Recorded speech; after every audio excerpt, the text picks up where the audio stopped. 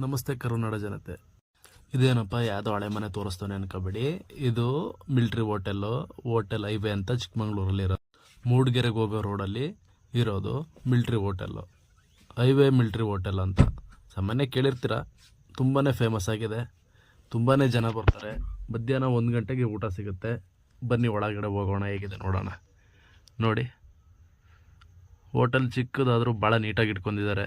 ಬಂತು ನೋಡಿ ನಮ್ಮದು ಕಾಲು ಸೂಪು, ಬೋಟಿ ಗೊಜ್ಜು, ಆಮೇಲೆ ಮಟನ್ದು ಫ್ರೈ, ಆಮೇಲೆ ಪಾಯ, ಆಮೇಲೆ ಎಗ್ಗಿ ರೈಸು.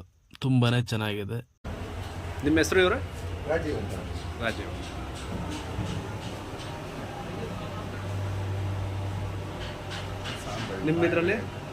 ನಿಮ್ಮಿದ್ರಲ್ಲಿ ಫೇಮಸ್ ಅಂದರೆ ಅದು ಎಲ್ಲ ನಮ್ಮ ಪಾಯ ಅಂದರೆ ಜಾಸ್ತಿ ಸೇಲ್ ಆಗೋದು ಪಾಯ ಮತ್ತು ಗೊತ್ತು.